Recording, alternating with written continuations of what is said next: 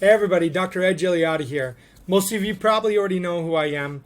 I'm an upper cervical chiropractor. I've been doing this work since 2012. We were one of the first chiropractic offices, if not the first chiropractic office in New York State to get this 3D technology in 2016 called CBCT. Since that time, we've analyzed over 8,000 images. We've been blessed to help people from across the U.S., even across the world. People have flown in to see us at our office. And we've been blessed to just care for so many people and learn so much from an upper cervical perspective. Now, many times I'm presenting my findings at seminars and conferences to just share what we found so other doctors can help people even better. It's really amazing stuff. So a question I have for you today is, how's your atlas? This one question can drastically transform someone's life from a health perspective when they apply the principles of how the body heals and functions. When there is an injury to this atlas bone, which this atlas bone is the top one in your neck, which I'm showing on the animation right up here. It's the one that the skull sits on. When there's an injury to that or the vertebra around it, it could be the skull, the occiput right above it, or the axis right below it. It can and does have profound effects on the quality, function, and even possibly the quantity of someone's life. It's a big, big deal, and it's often overlooked. So stay tuned. I'm going to briefly share this information with you that'll help transform your life and your family's life if you don't already know this. So, the first thing we got to ask ourselves is, what is health? A lot of times, we're taught that health is the absence of symptoms. As long as we don't have symptoms, we're healthy. I feel fine today. I must be healthy, right? Or if there's no diseases. So the absence of symptoms and diseases. If you go in, you get your annual physical, from the testing they do, everything shows that there's no diseases. You must be healthy, right? But I want to challenge that perspective in that definition, because if we have an inaccurate definition of what health is, it's going to be very difficult to attain true health. So let's say someone you love, and this may have happened actually to somebody you know. You were hanging out with them the day before, or they went for a 5-mile run. Next day, find out that they have a fatal heart attack, and you were just with them the day before.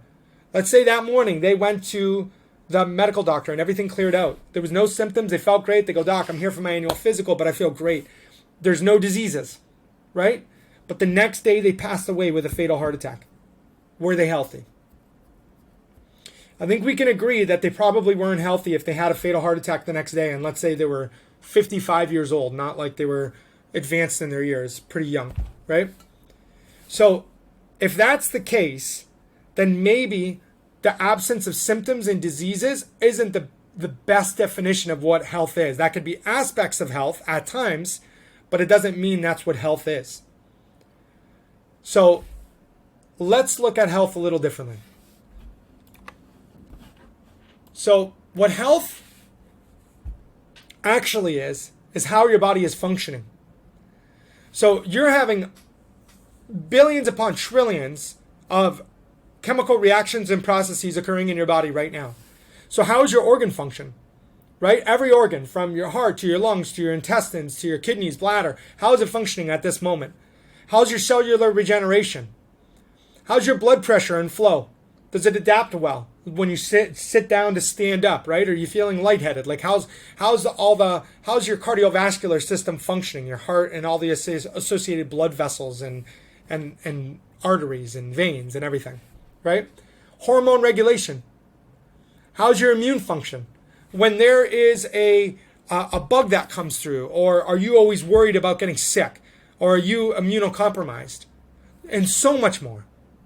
So function is what we really want. When our body is functioning at a high level, that's the true measure of health, because a highly functioning body is an adaptable body. That means that no matter or what it faces day to day in the environment, internal and external environment, has less an effect on our health because our body can adapt so high because it's functioning so high.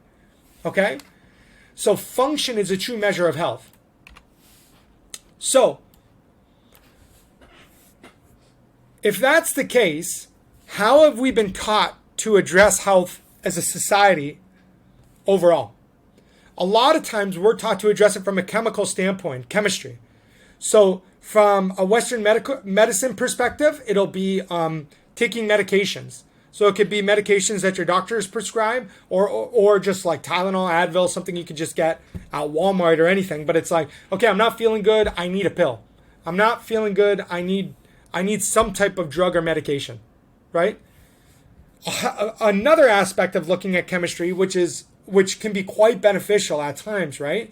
Or is an important aspect to health, I should say, is our nutritional standpoint. So it could be taking natural vitamins and supplements or eating healthy organic food. Very important. But it's still looking at health from a chemical perspective. It's like, I'm not feeling good, so I'm going to be like, or I'm not healthy, I've got a disease or a diagnosis, so I need to approach it from a chemical aspect, right? Now, let's look on how the body functions. The body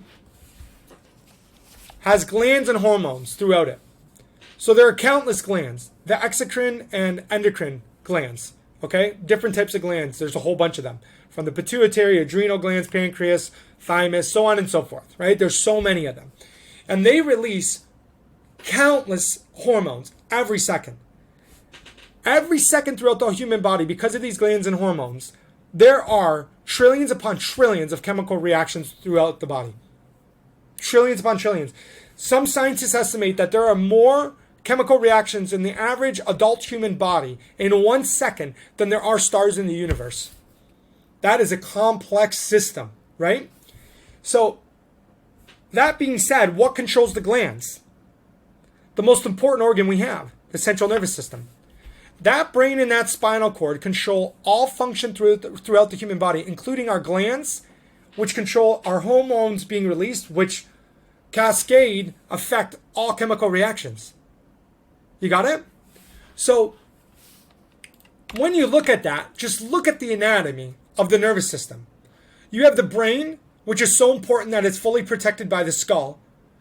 And that turns into the lowest part of the brain is the brainstem. The lowest part of the brainstem is called the medulla oblongata. I'm not going to quiz you on that. That comes down to, remember I was talking about this bone, the atlas vertebra. Okay? It sits in there. The lowest part of the brain funnels in here.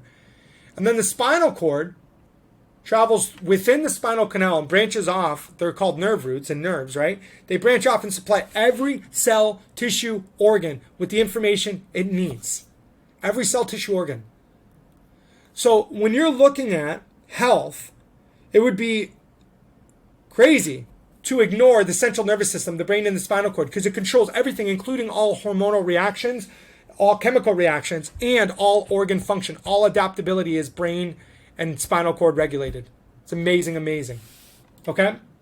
So, this is why knowing the health of these upper bones in your neck is so important, not because of the bones themselves, but instead of what's within them. You have the brainstem, which comes down to the average person about the second vertebra, the lowest part of the brainstem, the medulla oblongata. So this here is the back of the skull, okay? This is a bigger picture of it. This is it zoomed in. Here's the back of the atlas vertebra.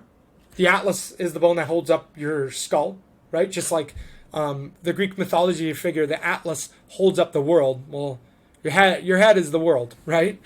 In our body. And then C2, the axis, right here. So when there's an injury that occurs to these levels, okay? Well, first off, let me just back up and say this. You have blood flow coming up through here. You have the vertebral arteries. The vertebral arteries go right in through the back of the skull, and they come up through the sides of these bones, these vertebrae. And they supply 2/3 of the back portion of your brain with blood. Then you have all the nerves, which is the most important, coming through this area here, funneling through that brainstem to the rest of your body. So all life expression is coming through this area. You have the jugular veins, 2 huge veins that are right in the front of these atlas transverse processes, they're called. They're going to be right in front of these, right here and right here. And they drain significant portions of the blood from your brain. Not to mention cerebral spinal fluid. Tons of research being done on this. Cerebral spinal fluid is the fluid that bathes that spinal cord in that brain. And what it does is it removes removes toxins, supplies nutrients, and then also is a shock absorber to the brain and the spinal cord. So it's super important. And what research is now finding is that when there is aberrant flow or there is issues with the cerebral spinal fluid flow, people have a higher predisposition to Parkinson's, MS, and a whole bunch of other neurological issues, including migraines and headaches. Pretty profound. So, looking at the anatomy of that upper neck, okay, what can happen is injuries. Injuries can happen. Life happens. There could be slips on snow like that top picture there. Car accidents happen all the time. Sports, all the time. Sports injuries, right? From hitting a soccer ball to falling to football, gymnastics, horseback riding. Huge injuries we see in men and women, okay? Including cheerleading. Cheerleading has really big injuries because people, oftentimes girls and women are falling so abruptly, all right? Not to mention birth injuries. Birth injuries are, in my opinion, an epidemic. They've been overlooked. Research indicates that there is upwards of 30 pounds of force on a 6 to 8 pound baby's neck when their doctor's doing the best they can to pull that baby out. Think about how much force and injury and or stress is occurring to the ligaments and tendons and muscles that are holding up that delicate baby's head that can't even hold up its own head, but they're pulling to try and get that baby out. We see so many times, not only with these other circumstances, but with birth injuries alone, that based off the degeneration we're seeing on 3D imaging, that people that have been on this planet for decades, we're seeing degenerative effects that are indicative that their injury occurred at birth and it's been overlooked. And then all these health issues that happen throughout their life may be strongly related to a poorly functioning central nervous system, an injury to the central nervous system from that injury that was overlooked at birth, even before they or we took our first breath. It's crazy. Okay? So what happens with these injuries is something called a vertebral subluxation. This is what we're highly trained and what we've devoted our whole careers to. Okay, we are constantly learning on this. We've learned so much. We teach other docs, but it's so important. A vertebral misalignment, okay, or a vertebral subluxation. Vertebral just means the vertebrae. That's what you call the bones in your spine. And subluxation is whenever you have that vertebra malposition, putting stress or torsion on the brainstem and the spinal cord and nerves, which affects the neurological signals going to and from the brain and body. We're talking trillions of signals every few seconds throughout the body are distorted or diminished or just not functioning the way they should because of the stress and torsion on this delicate tissue. Not to mention blood flow and cerebral spinal fluid flow. Okay? These injuries here can have profound effect on the function of someone's body, chemical reactions, cellular regeneration, immune function, heart function, so on and so forth. And there's lots of research to substantiate this, let alone what people experience when they come under care. Okay? The benefits they experience once they get under care and they get this addressed if they're a candidate for care. So, you got to think about what that brainstem and that spinal cord control. It controls virtually everything.